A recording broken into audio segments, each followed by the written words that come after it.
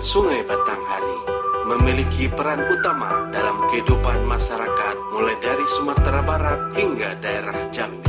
Sungai Batanghari menurut sejarah perkembangan Kerajaan Melayu dijadikan sebagai jalur perdagangan yang penting pada masanya. Tidak itu saja, sungai ini juga merupakan aliran sungai yang mulai dari hulu hingga muaranya banyak menyimpan catatan sejarah, terutama yang berkaitan dengan peradaban Melayu. Catatan sejarah juga mencatat bahwa pada Batanghari inilah pernah muncul suatu kerajaan Melayu yang cukup disegani, yang kekuasaannya meliputi Pulau Sumatera sampai ke Semenanjung Melaka.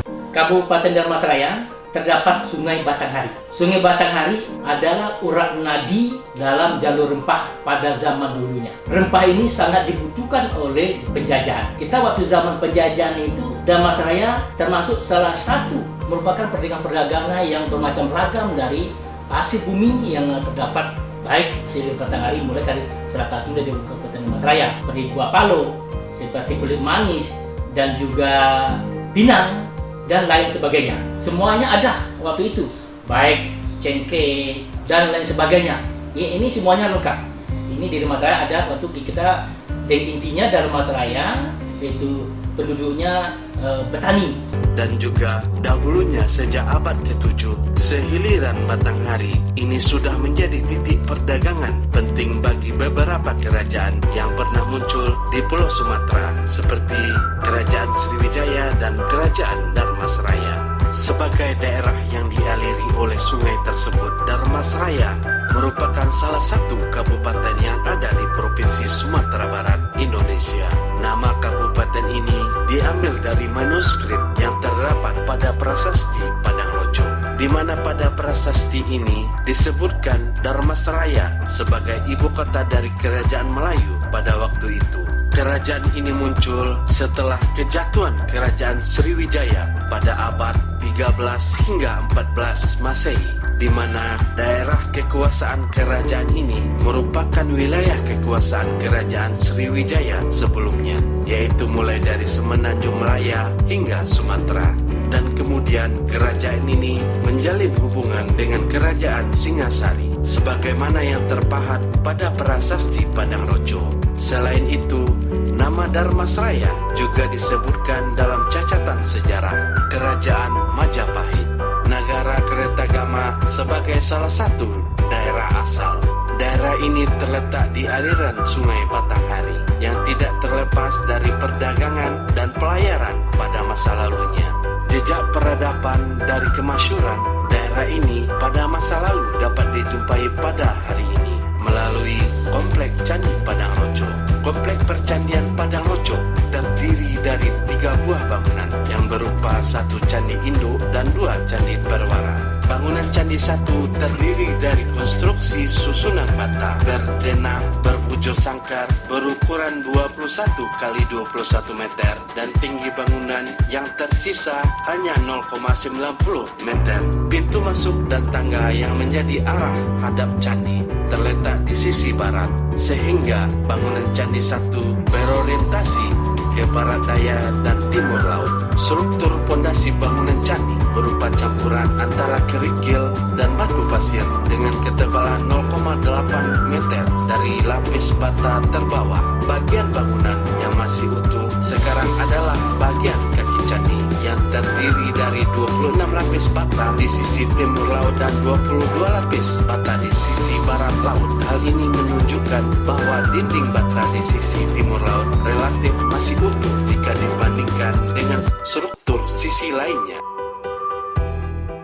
Candi 2 merupakan candi yang terbuat dari konstruksi susunan bata berdenah bujur sangkar dan berukuran 4,40 kali 4,40 meter. Tinggi bangunan yang masih tersisa sekarang hanya 1,28 meter. Pintu masuk dan tangga yang menjadi arah hadap terletak di sisi barat, sehingga bangunan tersebut berorientasi ke barat daya timur laut.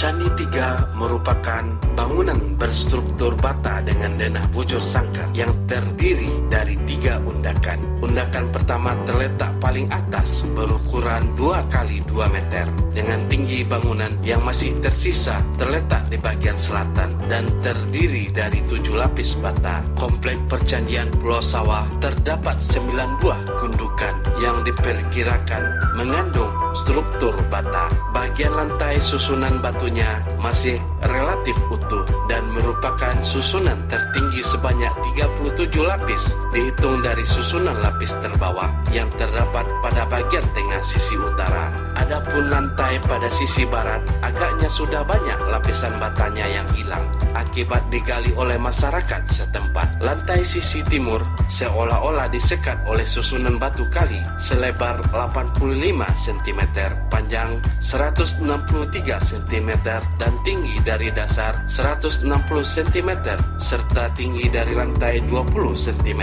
Lantai sebelah timur berstruktur batu kali membentuk lantai selaras berukuran lebar 90 cm, kemudian berbelok ke barat membentuk lantai selaras selebar 115 cm untuk menuju lantai bawah sisi selatan yang tinggal 13 lapis bata. Salah satu hal yang menarik adalah adanya lubang persegi berukuran 2,25 meter yang berada di tengah lantai. Keempat sisi dinding bak persegi ini merupakan susunan bata yang membentuk lantai. Belum diketahui dengan pasti fungsi dari bak persegi ini. Masjid Raya Siguntur berdenah 4 persegi. Atap masjid berbentuk atap tumpang yang melambangkan bodi Caniago. Bangunan masjid ini ditopang oleh 1 buah tiang soko berdiameter 40 dan tinggi 7,85 meter serta dikelilingi tiang yang lain sebanyak 12 buah yang berbentuk segi 8 setinggi 5 meter.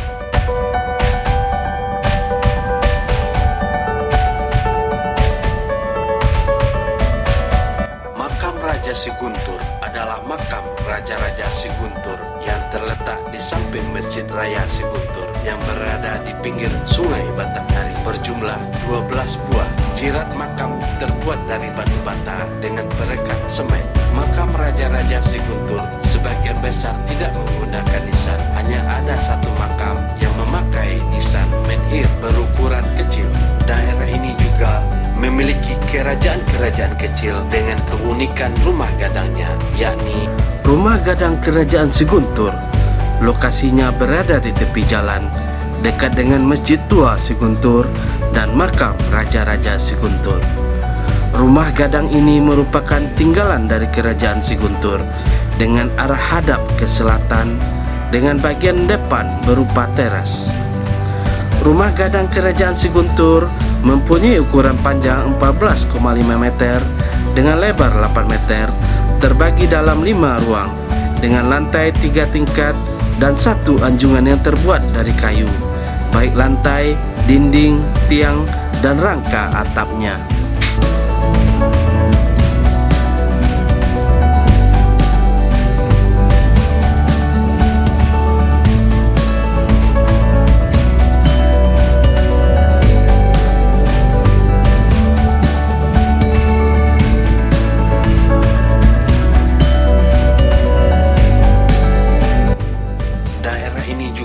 Memiliki kerajaan-kerajaan kecil dengan keunikan rumah gadangnya, yakni Rumah Gadang Kerajaan Pulau Punjung. Bangunan ini adalah bangunan khas Minangkabau berbentuk rumah panggung bergonjong 2. Secara keseluruhan, bangunan bekas istana ini terbagi dalam 2 ruangan, yaitu ruangan luar dan ruangan dalam. Bekas istana Pulau Punjung menghadap arah utara. Dinding luar bangunan utama di bagian muka terdiri dari 2 bagian, yaitu bagian bawah dan bagian atas. Bagian bawah merupakan bangunan yang terbuat dari dinding tembok. Adapun bagian atas yang berada di atas dinding tembok adalah berupa dinding kayu. Bagian dinding kayu ini juga bukan merupakan bangunan asli, karena bangunan aslinya berupa kayu berukir sebagaimana sering terdapat di atas rangkiang.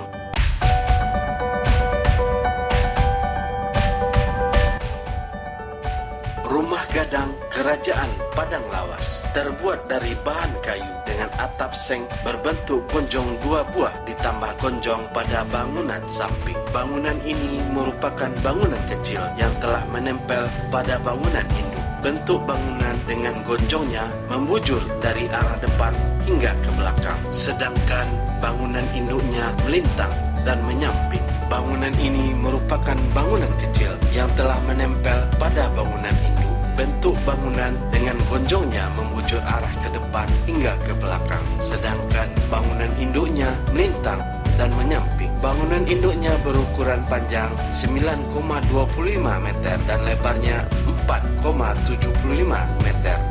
Adapun bangunan bilik samping berukuran 6,5 meter kali 1,8 meter dengan ketinggian panggung 50 cm. Rumah gadang kerajaan Kuto Besar yang juga disebut sebagai Rumah Gadang Kuto Besar merupakan rumah adat Minangkabau dengan ciri khasnya berupa atap gonjong dan juga berpanggung. Atap rumah ini terbuat dari bahan seng bergonjong 4 dan bangunan rumahnya sendiri dari bahan kayu dengan panggung berukuran tinggi kurang lebih 1,35 meter dengan tiang berjumlah 15 buah berbentuk segi 8. Bangunan rumah berbentuk 4 persegi panjang dengan sebuah pintu dan 4 buah jendela di bagian depan. Adapun sisi-sisi yang lain merupakan dinding tertutup. Pada bagian dalam ruangan merupakan ruangan yang terbuka tanpa ada penyekat dinding atau bilik. Dari segi sejarah disebutkan bahwa daerah ini pada masa-masa kerajaan Pagaruyung masih merupakan hutan belantara dan belum ada manusia yang tinggal di situ. Kemudian salah seorang tokoh kerajaan Pagaruyung karena sesuatu hal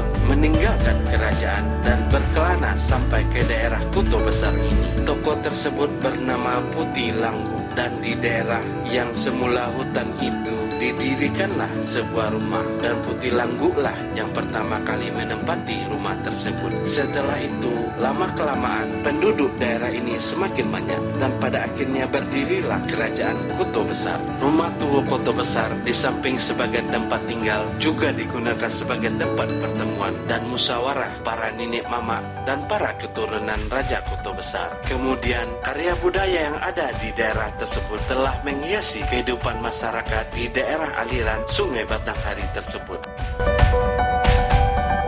Adapun karya budaya yang menjadi ikon dan menjadi salah satu produk budaya yang tidak terlepas dari kehidupan masyarakat di aliran Sungai Batanghari yaitu tari toga dan sebagainya. Tari toga merupakan kesenian tradisional warisan kerajaan Melayu Dharmasraya yang berpusat di Seguntur, Kecamatan Sitiung, Kabupaten Dharmasraya, Provinsi Sumatera Barat. Toga dalam bahasa Seguntur adalah togahan atau larangan yang mana kejadian yang telah terjadi jangan terulang lagi di masa itu dan masa yang akan datang. Artinya peringatan bagi masyarakatnya, generasi-generasi keturunannya. Tari toga ditampilkan dengan jumlah penari 6 orang. Dahulu penari ini ditarikan oleh orang-orang tua berusia sekitar 40 tahun ke atas karena usia di atas dianggap lebih matang. Tetapi saat ini penari sudah diturunkan kepada yang muda-muda yang dianggap mampu baik dari segi gerak maupun dari segi suara. Penampilan tari toga ini karena memakan waktu lebih kurang 25 menit, maka tari toga ini di dalam pertengahan syairnya ada pertukaran penarinya,